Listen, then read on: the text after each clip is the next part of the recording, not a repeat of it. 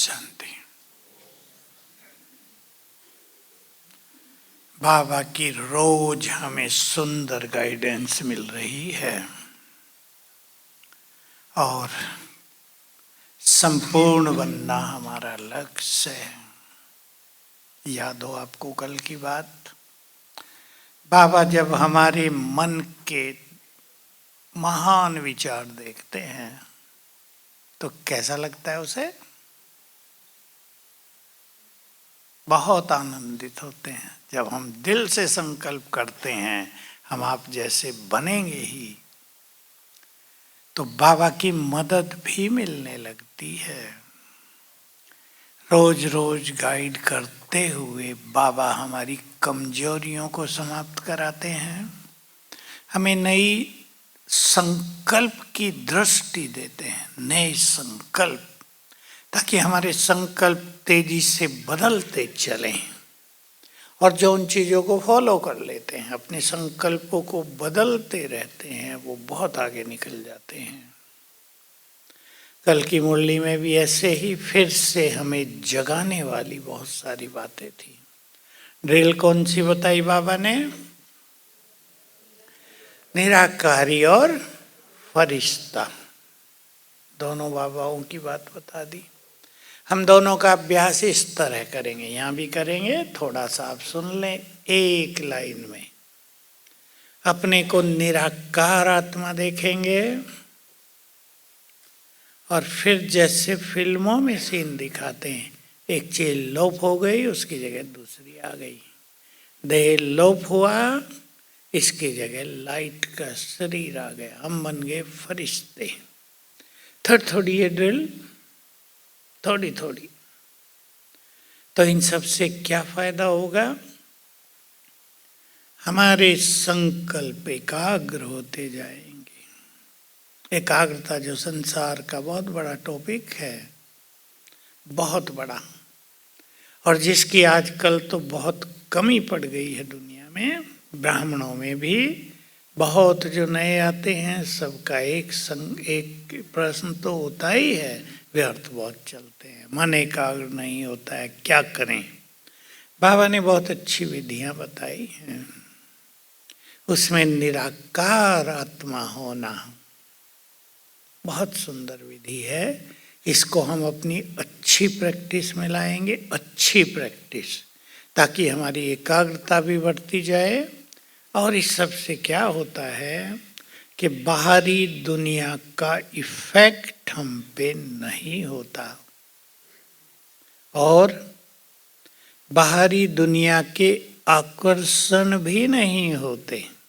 आजकल का बड़ा आकर्षण मोबाइल। मोबाइल खुद में आकर्षण नहीं है, लेकिन उसमें जो देखते हैं लोग, वो बहुत बुरा आकर्षण होता है। 3 केस आए इस ग्रुप में। एक तो बड़ी आयु की माता, लड़की पास बैठी यंग, उसके सामने मेरे से पूछती है, भाई जी मोबाइल पे गंदी चीजें देखकर मुझे ये हो गया।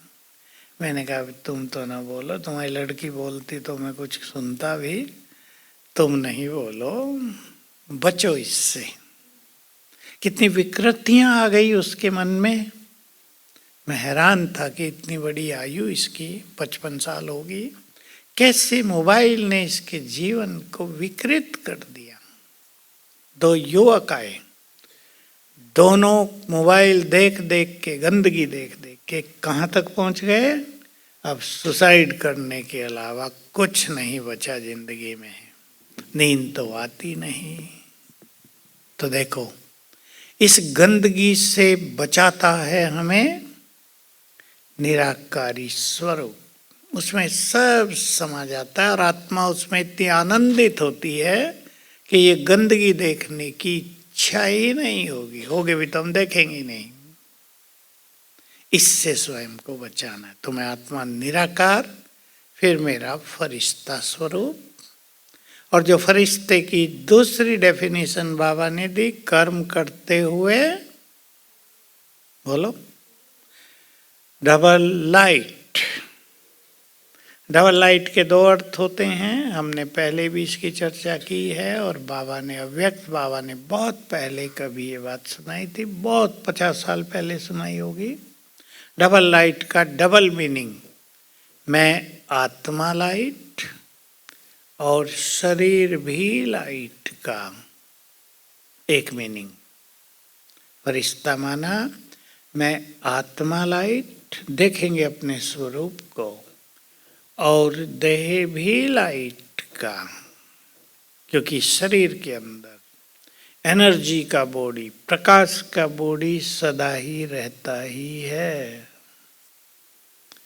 बहुत साल पहले जब हमें पूरा इतना ज्ञान लंबा चौड़ा नहीं था, तो कई डॉक्टर्स भी और कई लोग हमसे पूछते थे, आत्मा और शरीर के बीच इंटरेक्शन कौन करता है,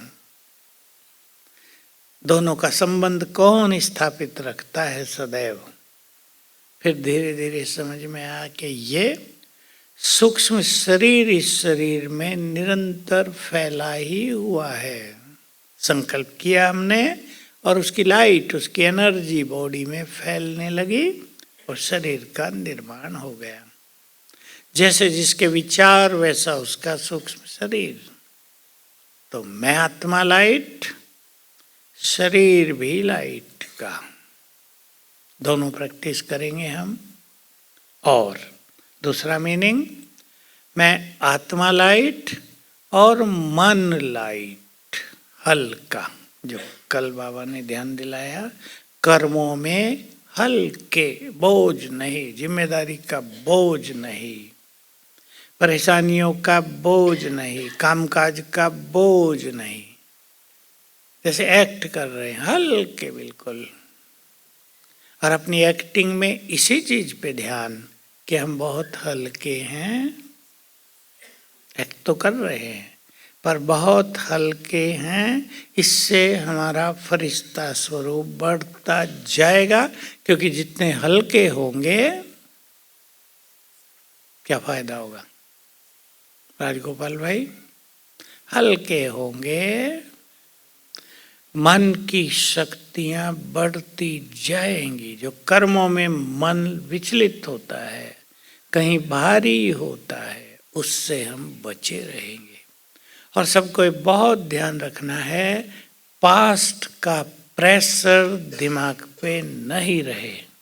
बहुत लोग तो मुक्त हो गए उससे, जिन पे थोड़ा बहुत भी रहता है, कल का भी पास्ट, एक तो 1000 साल का पास्ट, इस जन्म का पास्ट, इस जन्म में कईयों को थोड़ा खराब अनुभव हुआ है, संबंधों में, काम धंधों में, अपने कर्मों में, वो कईयों को डिस्टर्ब करता है, हम कैसे थे। और दूसरा है ये रोज बीतने वाला पास्ट, हफ्ते का पास्ट, 1 मास का पास्ट, उसका इफेक्ट ज्यादा रहता है। और क्या होता है फिर, जब दूसरे इफेक्ट पड़ते हैं तो पहला इफेक्ट, सोचो सभी गहराई से, पहला इफेक्ट सूक्ष्म एसेंस के रूप में हमारे मन में समाता जाता है, बैड एनर्जी है वो। फिर नया इफेक्ट आ गया, हमने सहन कर लिया उसको, उसका भी सूक्ष्म बैड इफेक्ट अंदर में समा गया, जो फिर सबकॉन्शियस माइंड में जाता रहता है, जो स्थिति को बनने नहीं देता। इसलिए सभी बहुत अच्छे अभ्यासों के द्वारा डिलीट करेंगे उसको। और ये जो डबल लाइट स्वरूप है हमारा, ये मन लाइट, ये बहुत बड़ी चीज है। आज भी एक व्यक्ति रोने लगा, बड़ी आयु का रोने लगा, अच्छे पद पर, पास्ट बहुत तंग करता है, भूलता नहीं है मेरे से। क्यों नहीं चीजें भूलती, आप रोज की दिनचर्या में देखो, क्या हमसे भूल जाता है, क्या नहीं भूलता, क्या साइकोलॉजी है इसके पीछे। जिस चीज को हम बहुत सीरियसली ले लेते हैं वो मानस पटल पे छप जाती है, भूलती नहीं। और जिस चीज को हम लाइट लेते हैं वो साथ साथ भूलने लगती है। बस यही सिद्धांत है। पास्ट में जो कुछ हो गया हमने कर लिया, किसी ने हमसे कर दिया, कईयों से बहुत पाप हो गए, उसको हल्का करो, मन से हल्का। अज्ञानवश हुआ है, तब हमें पता ही नहीं था, जो भी बुरा हुआ हो गया, अब भगवान मिल गया, उसकी खुशी और आनंद में आ जाएं। सब कुछ डिलीट करने का सुंदर तरीका है ईश्वरीय नशा। किससे मिलन हो गया, क्या हो गया इस जीवन में, इस पे विचार करते रहेंगे। कितना बड़ा भाग्य हमारा। जीवन की यात्रा 5000 साल की जब एंड में आई तो भगवान से मिलन, लोगों की कल्पनाओं से परे। लोग मानते ही नहीं। अगर हम उन्हें बताएं, आप अपने परिवार में बताओ जो गृहस्थ वाले बैठे हैं कि हमारा भगवान से मिलन होता है, वो कहेंगे ये कहीं भ्रमित हो गए हैं, किसी ने इनको बहका दिया है, कल्पना है ये इनकी। लेकिन कितना सुंदर समय आ गया है। प्रभु मिलन में, उसकी छत्र छाया में, उसकी पालना में हम चल रहे हैं। इसलिए जो उस लड़के को, उस युवक को मैंने कहा, वो सबके लिए सुंदर है। मैंने कहा मान लो तुम सुसाइड कर लेते हो परेशान होके, तुमने अगला पूरा कल्प अपना गंवा दिया, हर जन्म में अशांत रहोगे। ज्ञान लिया है तो देवता बन जाओगे त्रेता युग के, बस तब जब सुख समाप्त हो रहा है, दुखों की शुरुआत होगी जीवन में। इसलिए हमें ऐसा कुछ नहीं करना है जो हमारा अगला कल्प ही खराब हो जाए। 1-2 दिन की बात, जन्म की बात नहीं, 5000 साल खराब कर लें या उनको बहुत सुंदर बना लें, ये अपने हाथ में है। तो जितना हमें ईश्वरीय नशा रहेगा और सुंदर विचारों में हम रहेंगे, मैं चिंतन शब्द न प्रयोग करके सुंदर विचार कह रहा हूँ। चिंतन कई सोचते हमारा चिंतन तो चलता नहीं। सुंदर विचारों में रहेंगे, उतना पास डिलीट होता जाएगा। तो हम कौन हैं? बाबा ने बहुत अच्छा टाइटल दिया, स्वमानधारी। याद कर लें। और आते ही एक सुंदर स्वमान दिया था पहली दूसरी लाइन में ही। कौन हो तुम? बोलो। समर्थ। दूसरा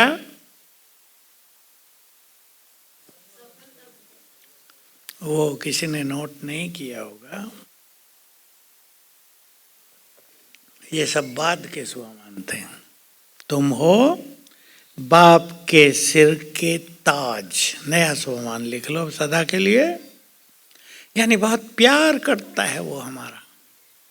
माताएं और बच्चे बैठी अपने, माताएं और पिताएं बैठे अपने बच्चों को कभी कहते होंगे ना, तुम तो मेरे सिर के ताज हो। प्यार और गर्व की बात। ऐसे बच्चे जिन पे भगवान भी गर्व करता हो, तुम मेरे सिर के ताज हो। तो बाबा ने 4 निश्चय हमें सुनाए, ब्राह्मण जीवन का फाउंडेशन। मैं सोचा प्योरिटी पर कहेंगे आज बाबा, पर बाबा ने शुरू कर दिया निश्चय। और कल बाबा पर निश्चय को ज्यादा महत्व नहीं दिया बाबा ने। किसको महत्व दिया? परिवार, ड्रामा और स्वयं में निश्चय।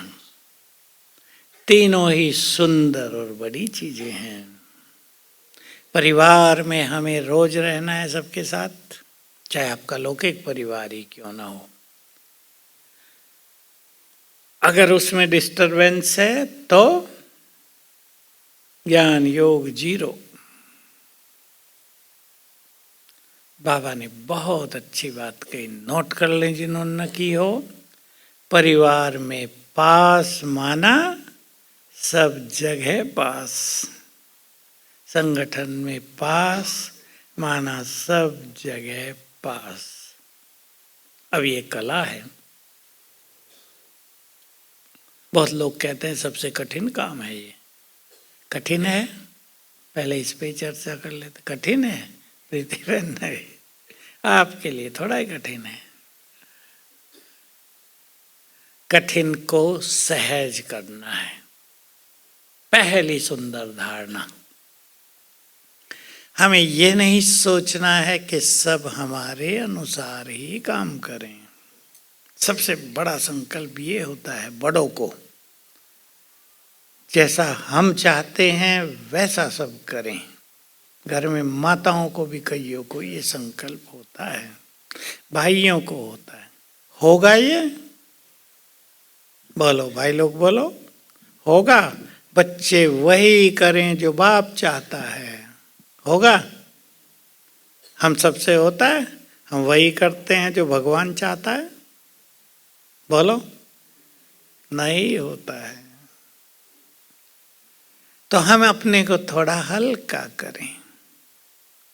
सबके अपने संस्कार, विचार, कर्म करने की कला, व्यवहार का तरीका सबके अलग अलग हैं। हम बहुत फास्ट गति से काम कर लेते हैं, हम सोचते हैं साथी भी करे, वो बेचारा ठंडा है, दुखी होते रहेंगे। हम ये तो कर सकते हैं कि जो ठंडे हैं उनको भी चुस्त बना दें, लेकिन अगर हम एक्सपेक्टेशन नहीं रखते रहेंगे ये भी तो फास्ट काम करे, बहुत ढीला है, चलने में भी ढीला, तो काम चलेगा? एक धारणा। दूसरी सुंदर बात, हमारा फरिश्ता आजकल नजर नहीं आता। पता फरिश्ता कौन था? शैलेंद्र, महेश? नहीं है आजकल? अच्छा, उसको साउंड ऑफिस से और हमारे क्लास तक आने में भी 15 मिनट लगते थे। मैं इसको कहता था आधा घंटा पहले कह दिया करो कि चलो चल दो भाई, ताकि थोड़ा पहले ही पहुंच जाओ। अब हम सोचे वो चुस्त हो जाए, धीरे धीरे धीरे धीरे, क्योंकि उसकी गति वही है। अति ठंडे जो होते हैं ना, तो हम परेशान होते जाएं, फायदा होगा? आपके संपर्क में, ऑफिसों में, घरों में कोई एक व्यक्ति भी ठंडा हो, उससे उसी ढंग से काम लेना, यह है बुद्धिमानी। मैं हंसी में एक बात कहा करता हूँ कई अपने साथियों को, जो दूसरों से काम लेना नहीं जानते थे ना, थोड़ा उनको डांट डपट करते हैं, बुरा बोलते हैं, तुम ऐसे हो, तुम ऐसे हो। क्या मनुष्य इतना बुद्धिमान है? गधों से भी काम लेता है, लेता है या नहीं? कितना काम करते हैं गधे। हमारे रेगिस्तान में, उधर अरब में तो गधे ही मुख्य सवारी होती थी अब तक। अभी सड़कें बनी मुश्किल से 30-35 साल से। मैं गया दुबई में तो बताया यहाँ का इतिहास केवल 25 साल का है। तेल मिला तो इसको सजा दिया। ये सब रचना 25-30 साल की, अब उसको 40 साल हो गए। 40 साल की रचना है सारी। दुबई एक दर्शनीय स्थान बन गया, धनवान देश हो गया। छोटा सा देश माना, 15-20 लाख लोग रहते हैं वहाँ। तो हम सभी, मुझे तो जब मैं पहली बार गया तो मुझे बताया आप एक लेख लिखो, गधे से मर्सिडीज तक। सुल्तान भी गधे पे चलता था, उसके गधे को सजाया जाता था बाकायदे, जैसे पहले घोड़े होते थे ना। घोड़े भी उस जो रेगिस्तान होता है वहाँ घोड़े भी इतने सफल नहीं होते, गधे पूरे सफल। तो काम लिया ना मनुष्य ने। मैं एक जगह अफ्रीका में गया तो जैसे अपने यहाँ गाड़ियों में बैल या घोड़े रहते ना, वहाँ 2 गधे थे, उनसे गाड़ियाँ चल रही थी। तो अगर मनुष्य गधों से काम ले सकता है, आगे बोलो, तो मनुष्यों से क्यों नहीं? इस कला को डेवलप करने की जरूरत है। कई लोग शिकायत करते रहते हैं हमें योग्य व्यक्ति मिलते ही नहीं। भगवान को मिले थे क्या जब वो इस धरा पर आया?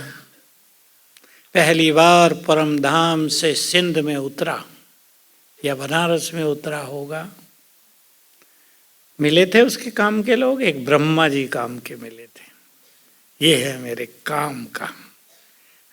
बाकी सब छोटे थे, शिव बाबा ने उनमें ही देख लिया था यही मेरे काम के हैं सब।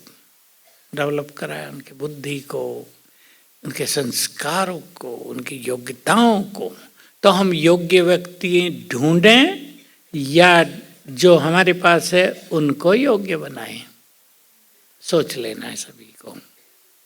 तो परिवार में हमें सबसे मिलके चलना। सबसे सुंदर बात जो होगी ना, सभी प्रैक्टिस करेंगे, जो भी यहाँ क्लास में आते हैं शांतिवन वाले भी अच्छी प्रैक्टिस करेंगे। ये ईश्वरीय परिवार, इसमें कौन सी आत्माएं हैं?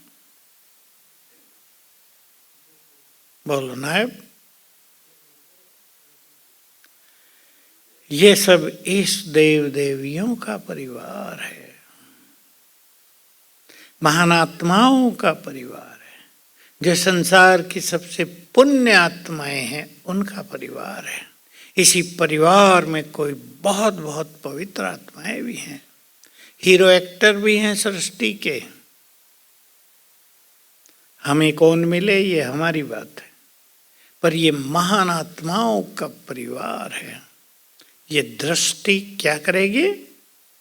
एक दूसरे के लिए सम्मान का भाव पैदा करेगी, फिर होगा प्यार पैदा। बाबा ने कभी कहा था संदेश में कि जब तुम सभी मंदिरों में जड़ मूर्तियां थी तो एक दूसरे को कितना सम्मान देते थे, प्यार देते थे, और जब वही चेतन में आ गए हो तो नफरत करते हो। वही तो हैं सब, मंदिरों की मूर्तियां थी। तो किसी ने नीचे उत्तर दिया था, बाबा को नहीं, कि जो मूर्तियां हैं ना वो रिएक्ट नहीं करती हैं, मनुष्य रिएक्ट करता है या नहीं? मूर्तियां तो चुप रहती है ना, कोई गाली भी दे के आ जाए देवी को, तुम बड़ी खराब हो, मूर्ति कुछ रिएक्ट करेगी? ठीक है, मैं खराब हूं, तुम अच्छे बन जाओ। यहाँ रिएक्ट करते हैं, इसलिए गड़बड़ होती है। तो सब महान आत्माएं हैं। रोज इस एटीट्यूड से, इसको कहते हैं वृत्ति, इस वृत्ति से सभी को देख लिया करें तो वाइब्रेशंस बदलते जाएंगे, खेल बदलता जाएगा। एक लाइन मुझे बहुत प्रिय लगी, संसार के सभी परिवारों से ये ईश्वरीय परिवार बहुत श्रेष्ठ है। दो ये बातें बहुत सुंदर थी, परिवार में पास, सब में पास। तो भिन्न भिन्न तरह की आत्माएं हैं, भिन्न भिन्न संस्कारों की हैं, लेकिन हम ज्ञानी हैं। बहुत अच्छा इसका एक एग्जाम्पल है, आपने देखा है सबने, कोई गीत संगीत का प्रोग्राम चलता है, स्टेज पे कितने इंस्ट्रूमेंट रखे रहते हैं।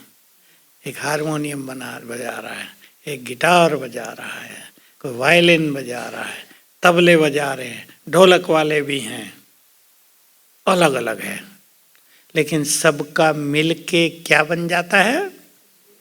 सुंदर संगीत, आकर्षक संगीत। हमें अलग अलग आवाज भी आ रही, ढोलक वाले की अलग, तबले वाले की अलग, लेकिन हम परेशान नहीं होते। वो मन भावन आवाज होती है, संगीत बन जाता है, मन को सुख देने वाला बन जाता है। तो हमारे पास भी तो अलग अलग तरह के वाद्य यंत्र हैं ना सब, कोई कैसा बोल रहा है, कोई कैसा बोल रहा है। एक कमरे में सोए हुए बहुत सारे, कोई खरांटे लेके वाद्य वायलिन बजा रहा है, कोई तबला बजा रहा है, कोई रात को बोल ही रहा है, आवाज दे रहा है, कोई जल्दी जग गया है कि लाइट जला दी है, कोई देर तक जग रहे, लाइट भी जला देते ना, कहीं कपड़े बदलने हैं मुझे, अंधेरे में कैसे बदलूंगी, ट्यूब तो जलानी पड़ेगी ना, तुम उठो या ना उठो, सोते रहो ट्यूब में ही। तो भिन्न भिन्न भिन्न भिन्न इंस्ट्रूमेंट वाले लोग हमारे पास भी तो आते हैं ना। देखो लोग उसी में एडजस्ट करते हैं ना, 5-7 दिन के लिए आए हैं, सोचते हैं 5-7 दिन सबसे मिल के ही चलना है, सोना है तब तो ठीक रहेंगे सारा दिन, उन्हीं के बीच सो जाते हैं। और संकल्प किसी के तेज हों, ये क्यों ऐसा कर रहे हैं, तो परेशान हो जाएंगे ना, नींद आएगी नहीं। संकल्पों को शांत करना ये हमारा विवेक है, ईश्वरीय विवेक है ये। तो परिवार हमारे लिए डिस्टरबेंस का कारण न बने। परिवार, जो बाबा ने भी कल कहा, कई चीजें परिवारों में ही हम सीखते हैं। कई चीजों में परिवार ही हमें स्ट्रांग बनाते हैं, संगठन।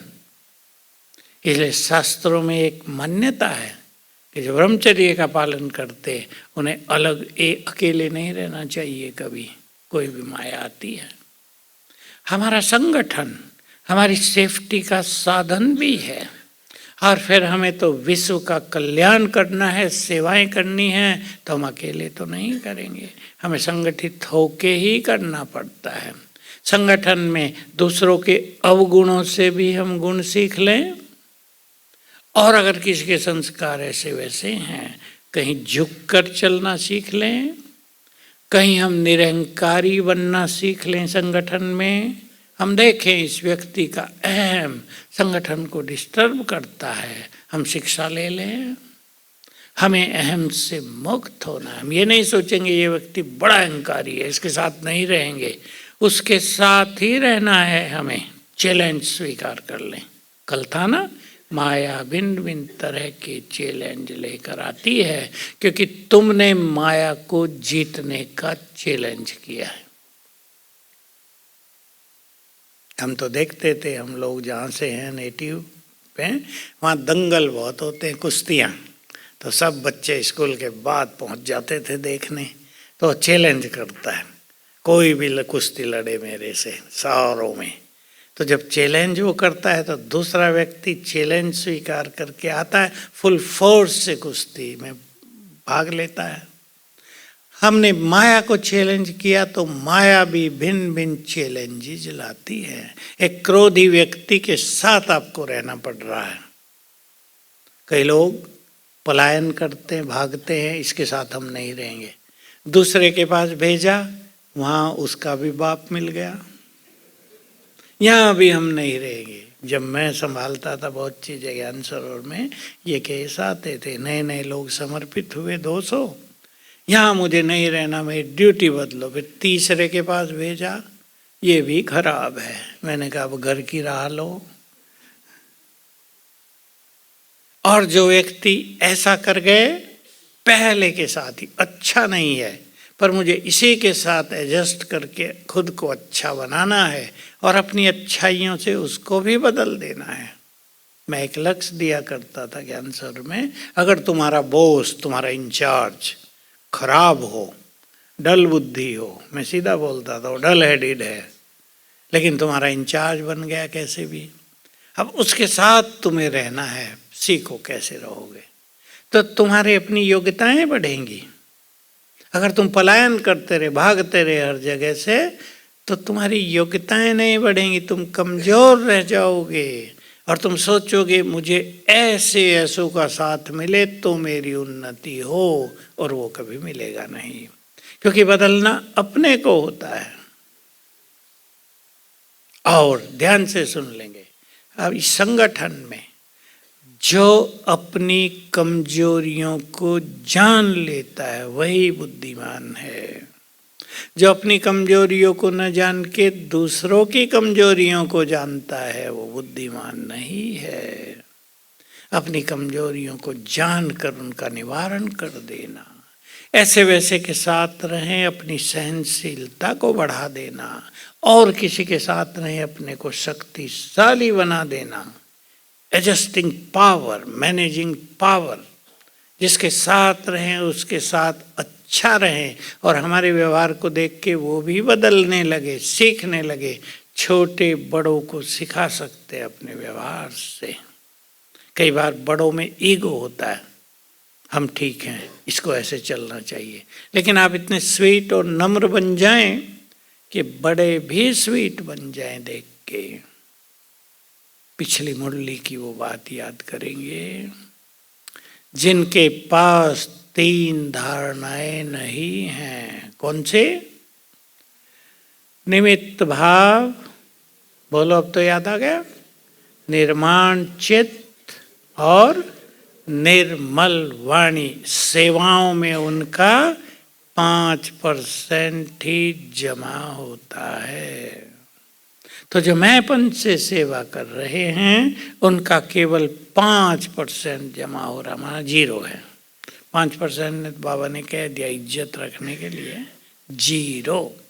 और जो मैंपन के पीछे भाग रहे हैं वो बाबा का नाम बाला नहीं कर सकते, वो अपना तो कर लेंगे लेकिन जो हमारा लक्ष्य है वो पूर्ण नहीं होगा। इसलिए अपने को चेंज करना है परिवार में, तो परिवार हमारा साथी बन जाएगा। परिवार, ईश्वरीय परिवार हमारी उन्नति का आधार बन जाएगा।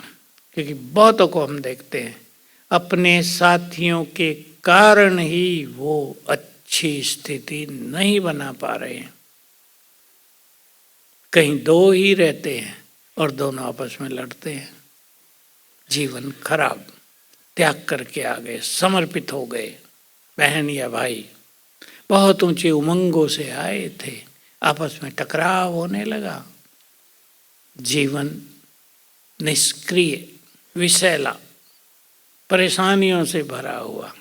मेरे पास तो ऐसे लोग आते रहते हैं ना, मैं उन्हें कहता हूँ तुमने त्याग किया, क्या किया, इसका फायदा क्या उठाया? तुम्हें 30 साल हो गए, त्याग कर दिया बहुत बड़ा, वैसे के वैसे ही नहीं रह गए, डाउन हो गए। तुम्हारे जीवन में तो खुशियों का भी अकाल पड़ गया है, फायदा क्या हुआ त्याग का? अपने को चेंज करेंगे, दूसरों को सम्मान देंगे, हम अपनी वृत्ति से दूसरों को बदल सकते हैं। तो परिवार को बाबा ने कल ज़्यादा महत्व दिया, क्योंकि परिवार में अगर टकराव है तो मैंने उस बात को ऐसे देखा, किसी बाप के 4 बच्चे आपस में बहुत लड़ते हों, हैं ऐसे परिवार, तो बेचारा बाप माँ दुखी रहते हैं, धन का भी सुख अनुभव नहीं होता।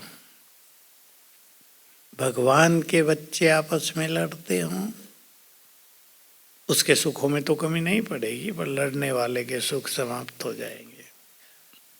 इसलिए ध्यान देना है, अपने को बदलना है और दूसरों के साथ चलने की राह ढूंढ लेनी है। 2 बातें करेंगे। दूसरा बहुत बड़ा हमारा बाबा ने अभ्यास दिया, स्वयं में निश्चय, स्वयं में विश्वास। और एक बहुत सुंदर बात कही, आप सब उसे जानते हैं, उस पर चिंतन करना है। कल्प कल्प हमने ये किया है, आत्मबल बढ़ जाएगा, मनोबल बढ़ जाएगा। हमने ही तो किया था, फिर हम ही करेंगे। बहुत अच्छे शब्द हैं बाबा के जो बोलते हैं, बाबा तुम नया कुछ नहीं कर रहे हो, बनी बनाई को पुनः बना रहे हो। थोड़े गुह्य शब्द हैं, हम पुरुषार्थ भी कर रहे हैं लेकिन रिपीट भी कर रहे हैं। अगर ये संकल्प हमारे अंदर रहता है तो करने का बल हमें अंदर से ही इमर्ज हो जाता है। माया को हमने जीता है, कल्प कल्प जीता है, फिर से हमारी जीत निश्चित है। अगर ये संकल्प हो जाए तो माया का बड़ा बड़ा रूप भी समाप्त होने लगेगा। लेकिन मनुष्य के मन में कमजोर संकल्प रहता है, होता नहीं। क्रोध पर बहुत काम कर लिया, क्रोध जा ही नहीं रहा, तो मनोबल गिर जाता है, स्वयं में निश्चय गिर गया, ड्रामा का निश्चय भी गिर गया, तो हम विजयी नहीं हो पाते। हमने ही किया है, हम ही करेंगे, भगवान हमारे साथ है, सर्वशक्तिवान साथ है, तो हमारा स्वयं में निश्चय बढ़ता ही जाएगा। कल की मुरली को याद करें, स्वमानधारी बच्चे। स्वमान बहुत बड़ी चीज है। मेरे पास कई लोग आते हैं अच्छे अच्छे, समझिए ना, अच्छे स्वमान। भाई जी आप स्वमान की बात बहुत करते हो, बाबा तो नहीं करता। मैंने कहा बाबा नहीं करता, इसका मतलब तुम मुरली नहीं पढ़ते हो, तुम कुछ सुनते ही नहीं। कितनी बार कल बाबा ने स्वमानधारी शब्द बोला, और बहुत बड़ी चीज होती है। दुनिया में इसी का शब्द एक चलता रहा था, स्वाभिमानधारी। जैसे महाराणा प्रताप, झुकेंगे नहीं, अधीनता स्वीकार नहीं करेंगे, स्वाभिमान कहलाता है। हम किसी से कुछ मांगेंगे नहीं, ये स्वाभिमान कहलाता है। हम अपने पथ पर चलते ही रहेंगे चाहे कितनी भी कठिनाइयां हों, इसको मनोबल और स्वाभिमान कहते हैं। उसका रिफाइन रूप हो गया अलौकिक रूप स्वमानधारी। हम इस सृष्टि की महान आत्माएं हैं। कल बाबा ने कहा तुम्हारा जीवन साधारण जीवन नहीं है, तुम साधारण आत्माएं नहीं हो। इस फीलिंग में रहना, अपने को स्वीकार करा देना, हम इस सृष्टि की महान आत्माएं हैं। स्वमान है बहुत बड़ा। तो स्वमानधारी होने से मनोबल बढ़ता जाएगा। मैं शिव शक्ति हूँ, मास्टर सर्वशक्तिवान हूँ, कल्प कल्प की विजयी आत्मा हूँ, भगवान के सिर का ताज हूँ, उसके नैनों का नूर हूँ, उसके दिल का तख्त नसीन हूँ। ये सुंदर स्वमान हमें जागृति में लाते हैं, हमें हमारे कर्तव्यों की जिम्मेदारियों का एहसास कराते हैं, रियलाइजेशन देते हैं, अवेयरनेस देते हैं। तुम बहुत बड़े हो, तुम्हें बहुत बड़े बड़े काम करने हैं। हमें रोज अपने को याद दिलाना है। आने वाला समय हमसे बहुत मांग करेगा। आने वाले समय की छवि बहुतों के पास नहीं है। कई लोग स्वयं में इतने उलझ गए हैं, सेवाओं में, तेरे मेरे में इतने उलझ गए हैं कि भविष्य का विजन जिसे कहते हैं, मैं दूसरा शब्द बोला, छवि, बहुतों के पास नहीं है। इस संसार का क्या हाल होगा और उसमें ये ईश्वरीय परिवार, बाबा का कार्य, बाबा का ज्ञान, उसकी शक्तियां क्या क्या करेंगी, ये बहुतों की बुद्धि से परे है। हालांकि मुरलियों में सब आ रहा है, साकार मुरलियों में भी सब आ रहा है, बार बार आता है। बाबा तुम सभी को बहुत साक्षात्कार कराते रहेंगे। दुनिया में क्या क्या होगा उसके लिए भारी भारी शब्द भी आते हैं, हम उसे रिपीट नहीं करेंगे, उससे डर जाते हैं लोग। ऐसा होगा, माताओं की तो नींद खत्म हो जाती है, कहती है मुरली से ये बातें निकाल दो, हम तो सुन ही नहीं सकते। मैं कहता हूँ सुन ही नहीं सकते तो जब देखेंगे क्या होगा, पहले ही झटके में परमधाम। बाबा तो बोलता रहता है ना सब, क्योंकि बाबा कुछ भी छुपाता नहीं है। भविष्य कोई अंधकार में न रह जाए कि बाबा आपने तो बताया ही नहीं था, ये भी होगा क्या, हमारा पार्ट क्या होगा। इम्पोर्टेंट बात वो उसकी छवि, उसका विजन सभी बनाया करें। बाबा के शब्द सुना दें, गंदे लोग तुम्हारे सामने आएंगे, तुम्हारे नैन उन्हें बल्ब की तरह चमकते दिखाई देंगे, मस्तक में इतनी लाइट दिखाई देगी कि उस लाइट में वो तुम्हें देख ही नहीं पाएंगे, भाग जाएंगे डर के।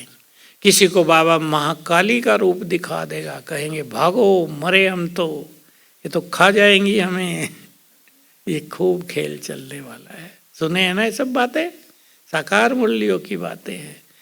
तुम्हारे सामने बुरे लोग, बदमाश, गुंडे आएंगे, बाबा काली का रूप दिखा देगा भयानक, उल्टे पैर भागेंगे। हिंदी में कहावत है, पैर सिर पे रख के भाग गए, भाग जाएंगे डर से। तो एक बहुत सुंदर खेल आने वाले समय में चलने वाला है, इसलिए हम विनाश को ही नहीं देखेंगे। जय जयकार। राम की प्रतिष्ठा हुई अयोध्या में, राम मंदिर की। कैसे 2-4 दिन में सारा देश राममय हो गया था। वो फोर्स तो कम होता जाता है दिनों दिन, लेकिन 1 साल में ही सारा देश, भारत खास सारा संसार शिवमय हो जाएगा। किसी को दुर्गा देवी दिखाई देगी कहीं, किसी को ब्रह्मा दिखाई देंगे, किसी को विष्णु, किसी को महादेव, किसी को हनुमान, किसी को महाकाली, किसी को गणेश। साक्षात्कार होते रहेंगे, चारों ओर से जय जयकार होगी। ज्ञानेश्वर बनता है ये छवि मन में, क्या होगा तब? यहाँ कितने लोग आएंगे रोज? कम से कम 1 लाख रोज। वहाँ मंदिर में तो कह रहे 5 लाख जा रहे हैं। वहाँ तो केवल दर्शन होंगे ना, यहाँ तो सत्य ज्ञान मिलेगा, भगवान की प्राप्ति के अनुभव करके जाएंगे। इसलिए विजन बना लो, 1 लाख लोग रोज आएंगे। फिर पैदल ऊपर जाएंगे, कहाँ सोएंगे, कहाँ खाएंगे, ये विचार कर लो। बाबा के सब शब्द हैं मुरली, आप सुन लेना जिन्होंने नहीं सुनी। पत्थर ही बिस्तर बन जाएंगे, अटैची तकिया बन जाएगी, ये धरा पूरा बिछोना और आकाश ऊपर की चादर बन जाएगा। और इतनी लाइट होगी कि रात भी दिन बन जाएंगे। वो समय अब तेजी से हमारा आह्वान कर रहा था, पहुंच रहा है बहुत तेजी से। हमें क्या करना है? हम खुश तो बहुत होंगे, सेवा भी बहुत करेंगे उनकी, लेकिन हमें उनको बहुत कुछ देना होगा। इसलिए जो देना चाहते हैं वो व्यर्थ से खुद को मुक्त कर लें, चिंतन करें। अगर व्यर्थ है, चाहे मोबाइल का, चाहे बिना मतलब का, चाहे परिवार में टकराव का, चाहे किसी विकारवश, वो देने वाले नहीं बन पाएंगे। इसलिए अपने को पूरा अंतर्मुखी करना है, डिटैच। लड़ने वाले लड़ते रहो, धन के पीछे भागने वाले भागते रहो। हमें महान योगी बनकर सबको देना है। नैनों से प्रकाश निकलेगा, हाथ ऊपर करेंगे, लगेगा सबको देवी ने आशीर्वाद दे दिया। कीड़े निकलने लगेंगे हाथ से, शक्तियां मिलने लगी सबको, वरदान मिलने लगे, मनोकामनाएं पूर्ण होने लगी। अंत में मनोकामनाएं पूर्ण होने का खेल बहुत चलेगा। और बाबा के शब्द आप सबको याद होंगे, दूसरों की मनोकामनाएं वही पूर्ण कर सकेंगे जिनकी अपनी सभी कामनाएं समाप्त हो गई होंगी। और जोड़ लें इसमें, जिन्होंने बाबा से सर्व खजाने भर लिए होंगे। ऐसी आत्माएं दूसरों को देने वाली बन जाएंगी। तो भीड़ लगेगी, हमें देने वाला बनना है। ड्रामा की बात तो आप सबने सुनी है, और चिंतन करना। ड्रामा से हमारी स्थिति अचल अडोल होगी, फिर हम बहुत पावरफुल बनेंगे योग अभ्यास से, और पावरफुल आत्माएं ही संसार को बहुत कुछ देंगी। मास्टर विश्व रक्षक बन जाएंगी पावरफुल आत्माएं। विनाश काल में हर इष्ट देव देवी अपने अपने भक्तों की रक्षा करेंगी। सोच लो, अगर आप अपने को इस देव समझते हैं तो आप मास्टर रक्षक बन जाएंगे उनके। तो बहुत बड़ा रोल हमें आने वाले समय में प्ले करना है। ड्रामा में हमारी ही विजय है, और जो कार्य अब हमें करना है वो हमने अनंत बार किया है। विकारों को, व्यर्थ को समझो हजारों बार हमने जीता है। अब उस अनंत में से 1000 देख लें, 1000 बार हमने इन सब चीजों पर विजय पाई है। 1000 बार हम एकाग्र हुए हैं, 1000 बार से बाबा में मगन हुए हैं, 1000 बार हमने ये शक्तियां जमा की हैं। तो मनोबल बढ़ जाएगा, और फिर वो चीजें प्राप्त करना इजी इसलिए हो जाएगा कि वही संस्कार जागृत हो जाएंगे। ये जो स्वदर्शन चक्र है, जो आज की मुरली थी ना, ये वो है। आप याद करेंगे हजारों बार, मैं वो अनंत बार नहीं कह रहा हूं, 1000 बार हम ऐसे महान देवता बने थे, तो हमारा देवत्व जागृत होने लगेगा।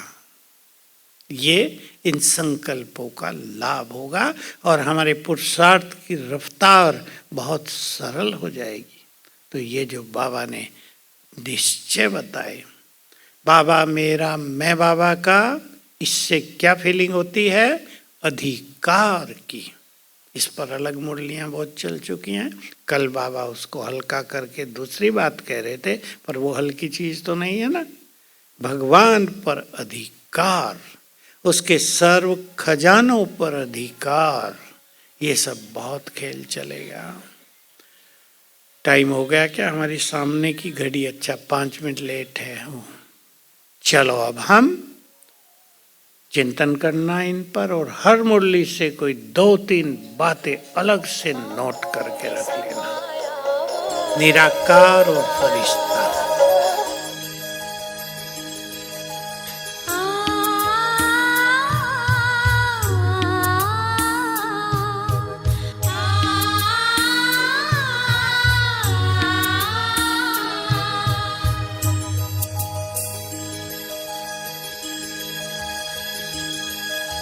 बाबा